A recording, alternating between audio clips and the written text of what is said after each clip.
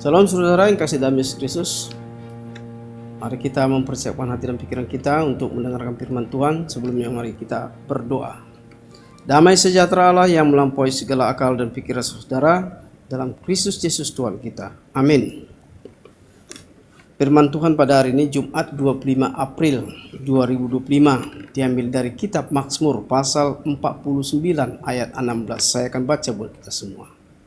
Tetapi Allah akan membebaskan nyawaku dari cengkraman dunia orang mati, sebab Ia akan menarik aku.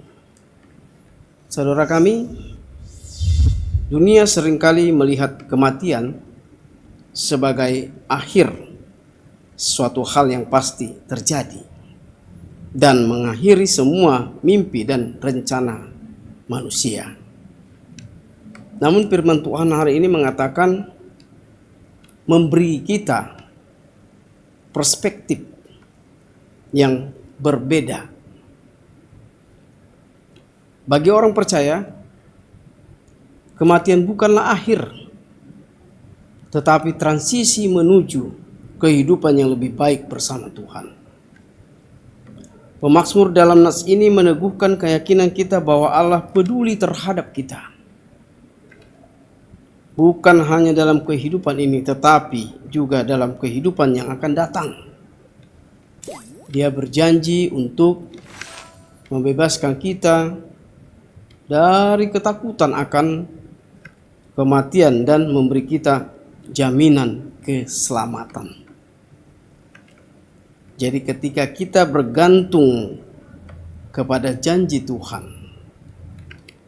kita dapat menjalani hidup dengan penuh keberanian dan pengharapan, mengetahui bahwa kematian tidak memiliki kuasa atas kita.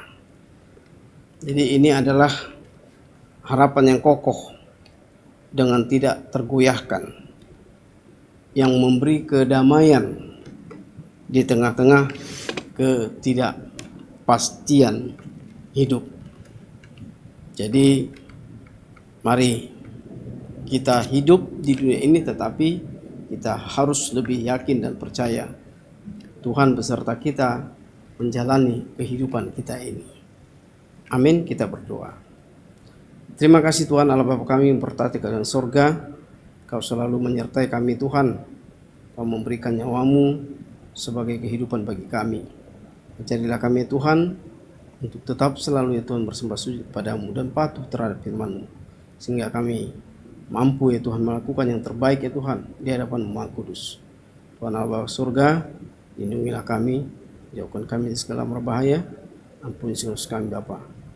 Dalam Kristus Yesus kami berdoa dan mengucap syukur padamu. Amin. Anugerah Tuhan Yesus Kristus, kasih Allah Bapa dan Tuhan Kudus memberkati kamu sekalian. Amin. Saudara yang kasih dalam Yesus Kristus, terima kasih Anda telah mendengarkan firman Tuhan hari ini. Kiranya saudara dalam perlindungan Tuhan. Shalom.